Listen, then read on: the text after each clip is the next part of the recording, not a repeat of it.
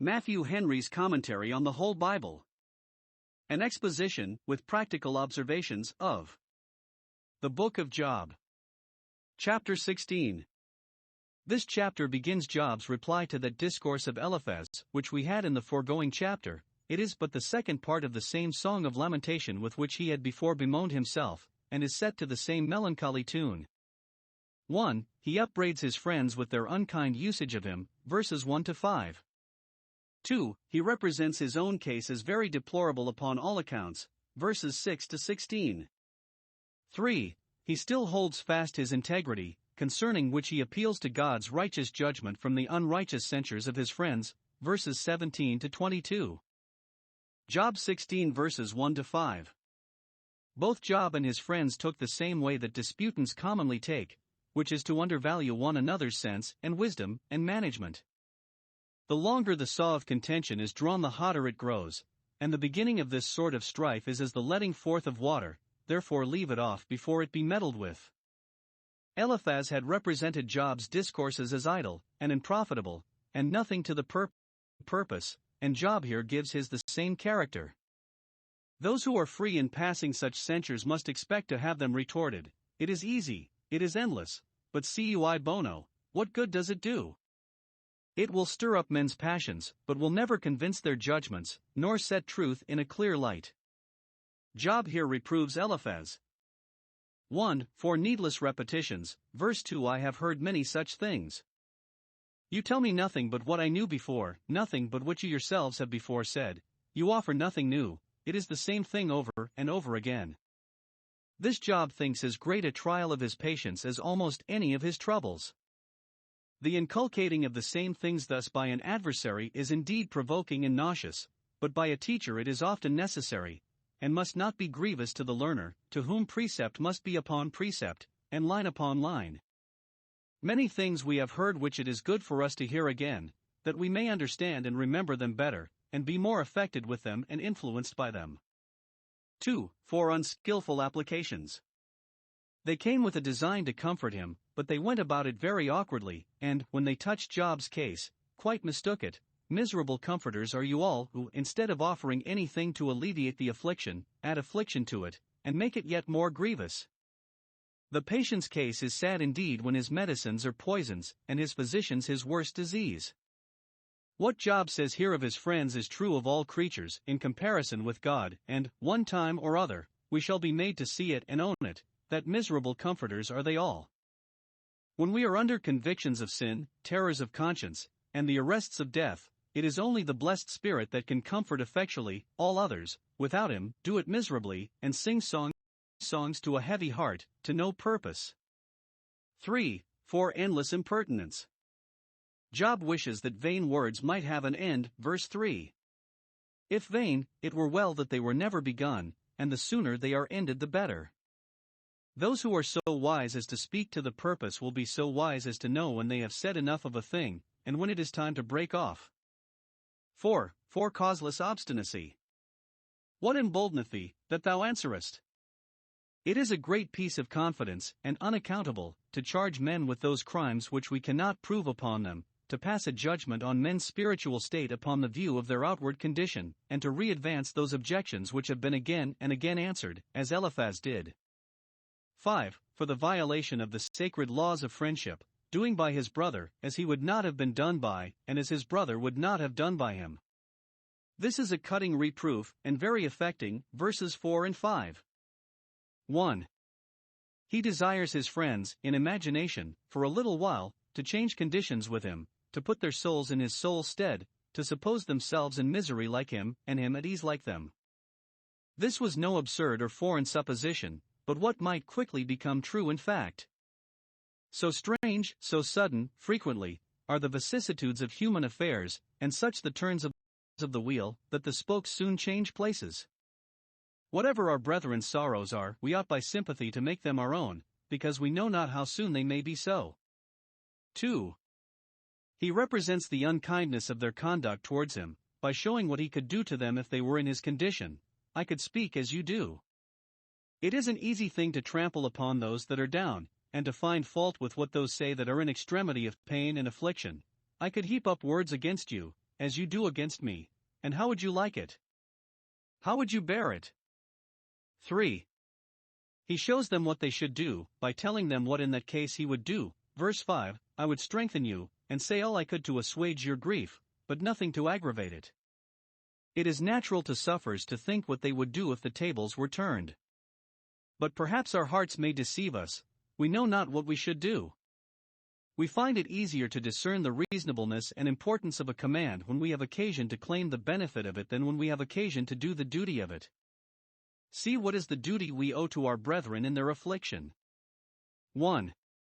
We should say and do all we can to strengthen them, suggesting to them such considerations as are proper to encourage their confidence in God and to support their sinking spirits. Faith and patience are the strength of the afflicted, whatever helps these graces confirms the feeble knees. 2. To assuage their grief, the causes of their grief, if possible, or at least their resentment of those causes. Good words cost nothing, but they may be of good service to those that are in sorrow, not only as it is some comfort to them to see their friends concerned for them, but as they may be so reminded of that which, through the prevalency of grief, was forgotten. Though hard words, we say, break no bones, yet kind words may help to make broken bones rejoice, and those have the tongue of the learned that know how to speak a word in season to the weary. Job 16 verses 6 to 16. Job's complaint is here as bitter as anywhere in all his discourses, and he is at a stand whether to smother it or to give it vent. Sometimes the one and sometimes the other is a relief to the afflicted, according as the temper or the circumstances are, but Job found help by neither. Verse 6. 1. Sometimes giving vent to grief gives ease, but though I speak, says Job, my grief is not assuaged, my spirit is never the lighter for the pouring out of my complaint, nay, what I speak is so misconstrued as to be turned to the aggravation of my grief. 2. At other times keeping silence makes the trouble the easier and the sooner forgotten, but, says Job, though I forbear I am never the nearer, what am I eased? If he complained he was censured as passionate, if not, as sullen. If he maintained his integrity, that was his crime. If he made no answer to their accusations, his silence was taken for a confession of his guilt. Here is a doleful representation of Job's grievances. Oh, what reason have we to bless God that we are not making such complaints? He complains. 1. That his family was scattered. Verse 7 He hath made me weary, weary of speaking, weary of forbearing, weary of my friends, weary of life itself. My journey through the world proves so very uncomfortable that I am quite tired with it. This made it as tiresome as anything, that all his company was made desolate, his children and servants being killed, and the poor remains of his great household dispersed. The company of good people that used to meet at his house for religious worship was now scattered, and he spent his Sabbaths in silence and solitude. He had company indeed, but such as he would rather have been without, for they seemed to triumph in his desolation.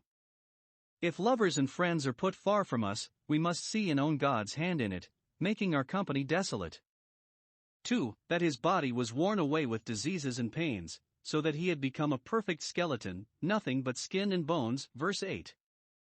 His face was furrowed, not with age, but sickness, thou hast filled me with wrinkles.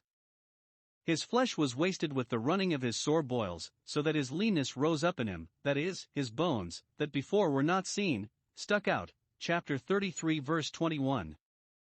These are called witnesses against him, witnesses of God's displeasure against him, and such witnesses as his friends produced against him to prove him a wicked man. Or they are witnesses for me, that my complaint is not causeless, or witnesses to me, that I am a dying man, and must be gone shortly. 3. That his enemy was a terror to him, threatened him, frightened him, looked sternly upon him, and gave all the indications of rage against him. Verse 9 He tears me in his wrath. But who is this enemy? 1. Eliphaz, who showed himself very much exasperated against him, and perhaps had expressed himself with such marks of indignation as are here mentioned, at least, what he said toward Job's good name and thundered nothing but terror to him. His eyes were sharpened to spy out matter of reproach against Job, and very barbarously both he and the rest of them used him. Or 2. Satan. He was his enemy that hated him, and perhaps, by the divine permission, terrified him with apparitions, as, some think, he terrified our Savior, which put him into his agonies in the garden, and thus he aimed to make him curse God. It is not improbable that this is the enemy he means. Or 3. God himself. If we understand it of him, the expressions are indeed as rash as any he used.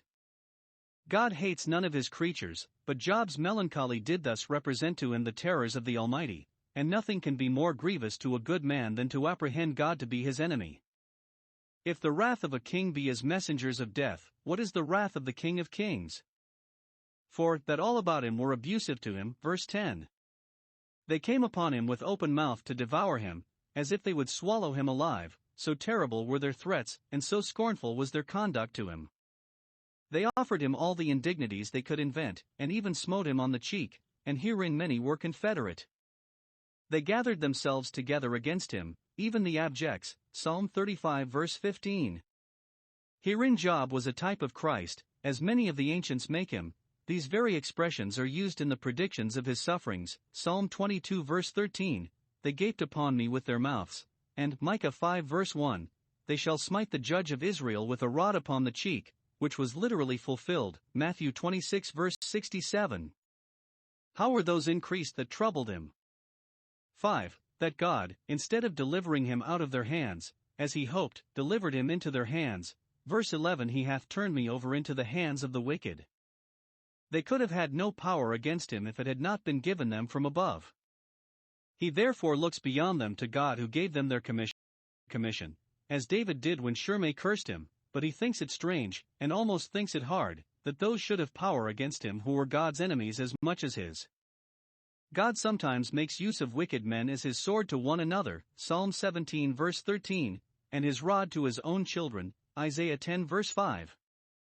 Herein also Job was a type of Christ, who was delivered into wicked hands, to be crucified and slain, by the determinate counsel and foreknowledge of God, Acts 2 verse 23. 6. That God not only delivered him into the hands of the wicked, but took him into his own hands too, into which it is a fearful thing to fall, verse 12 I was at ease in the comfortable enjoyment of the gifts of God's bounty, not fretting and uneasy, as some are in the midst of their prosperity, who thereby provoke God to strip them, yet he has broken me asunder, put me upon the rack of pain, and torn me limb from limb. God, in afflicting him, had seemed 1. As if he were furious. Though fury is not in God, he thought it was, when he took him by the neck, as a strong man in a passion would take a child, and shook him to pieces, triumphing in the irresistible power he had to do what he would with him. 2. As if he were partial. He has distinguished me from the rest of mankind by this hard usage of me, he has set me up for his mark, the butt at which he is pleased to let fly all his arrows. At me they are directed, and they come not by chance, against me they are leveled, as if I were the greatest sinner of all the men of the East, or were singled out to be made an example. When God set him up for a mark his archers presently compassed him round. God has archers at command, who will be sure to hit the mark that he sets up. Whoever are our enemies, we must look upon them as God's archers, and see him directing the arrow. It is the Lord, let him do what seemeth him good. 3. As if he were cruel, and his wrath as relentless as his power was resistless. As if he contrived to touch him in the tenderest part, cleaving his reins asunder with acute pains, perhaps they were nephritic pains, those of the stone, which lie in the region of the kidneys. As if he had no mercy in reserve for him, he does not spare nor abate anything of the extremity.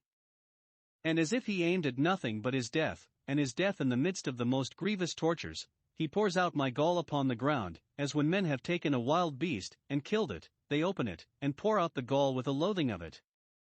He thought his blood was poured out, as if it were not only not precious, but nauseous. For as if he were unreasonable and insatiable in his executions, verse 14 he breaketh me with breach upon breach, follows me with one wound after another. So his troubles came at first, while one messenger of evil tidings was speaking another came, and so it was still, new boils were rising every day, so that he had no prospect of the end of his troubles. Thus he thought that God ran upon him like a giant, whom he could not possibly stand before or confront, as the giants of old ran down all their poor neighbors, and were too hard for them. Note, even good men, when they are in great and extraordinary troubles, have much ado not to entertain hard thoughts of God. 7. That he had divested himself of all his honor, and all his comfort, comfort, in compliance with the afflicting providences that surrounded him. Some can lessen their own troubles by concealing them, holding their heads as high and putting on as good a face as ever, but Job could not do so. He received the impressions of them, and, as one truly penitent and truly patient, he humbled himself under the mighty hand of God. Verses 15 and 16. 1. He now laid aside all his ornaments and soft clothing, consulted not either his ease or finery in his dress, but sewed sackcloth upon his skin, that clothing he thought good enough for such a defiled distempered body as he had. Silks upon sores, such sores, he thought, would be unsuitable, sackcloth would be more becoming. Those are fond indeed of gay clothing that will not be weaned from it by sickness and old age, and, as Job was, verse 8, by wrinkles and leanness. He not only put on sackcloth, but sewed it on, as one that resolved to continue his humiliation as long as the affliction continued. 2. He insisted not upon any points of honor, but humbled himself under humbling providences. He defiled his horn in the dust, and refused the respect that used to be paid to his dignity, power, and eminency. Note, when God brings down our condition, that should bring down our spirits. Better lay the horn in the dust than lift it up in contradiction to the designs of providence, and have it broken at last. Eliphaz had represented Job as high and haughty, and unhumbled under his affliction. No, says Job, I know better things, the dust is now the fittest place for me. 3. He banished mirth as utterly unseasonable, and set himself to sow in tears. Verse 16. My face is foul with weeping so constantly for my sins, for God's displeasure against me, and for my friends' unkindness. This has brought a shadow of death upon my eyelids. He had not only wept away all his beauty, but almost wept his eyes out. In this also he was a type of Christ, who was a man of sorrows, and much in tears, and pronounced those blessed that mourn, for they shall be comforted. Job 16 verses 17 to 22. Job's condition was very deplorable, but had he nothing to support him, nothing to comfort him? Yes, and he here tells us what it was. 1. He had the testimony of his conscience for him that he had walked uprightly, and had never allowed himself in any gross sin. None was ever more ready than he to acknowledge his sins of infirmity, but, upon search, he could not charge himself with any enormous crime for which he should be made more miserable than other men. Verse 17. 1. He had kept a conscience void of offense. 1. Towards men, not for any injustice in my hands, any wealth that I have unjustly got or kept. Eliphaz had represented him as a tyrant and an oppressor. No, says he, I never did any wrong to any man, but always despised the gain of oppression. 2. Towards God, also my prayer is pure, but prayer cannot be pure as long as there is injustice in our hands. Isaiah 1 verse 15. Eliphaz had charged him with hypocrisy in religion, but he specifies prayer, the great act of religion, and professes that in that he was pure, though not from all infirmity, yet from reigning and allowed guile. It was not like the prayers of the Pharisees, who looked no further than to be seen of men, and to serve a turn. 2. This assertion of his own integrity he backs with a solemn imprecation of shame and confusion to himself if it were not true. Verse 18.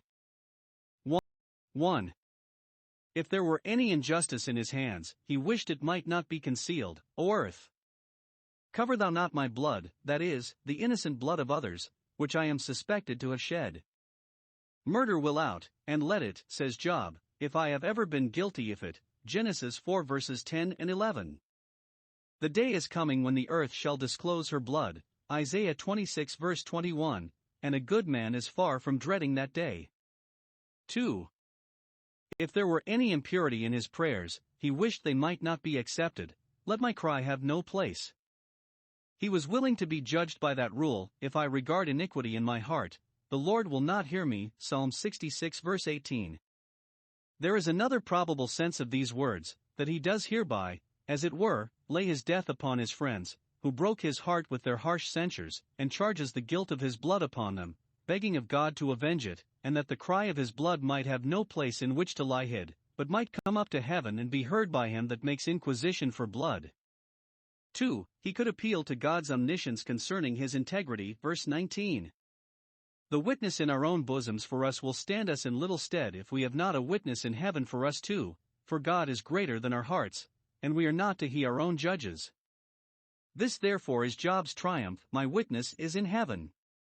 Note, it is an unspeakable comfort to a good man, when he lies under the censure of his brethren, that there is a God in heaven who knows his integrity, and will clear it up sooner or later. See John verses 31 and 37. This one witness is instead of 1,000. 3. He had a God to go to before whom he might unbosom himself. Verses 20 and 21. See here. 1.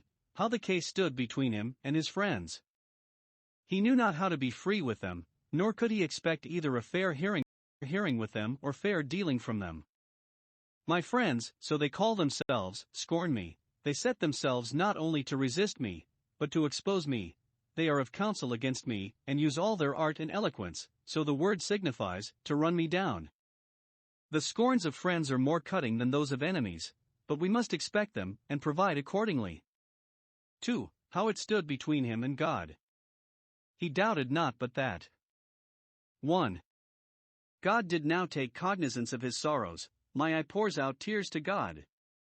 He had said, verse 16, that he wept much. Here he tells us in what channel his tears ran, and which way they were directed.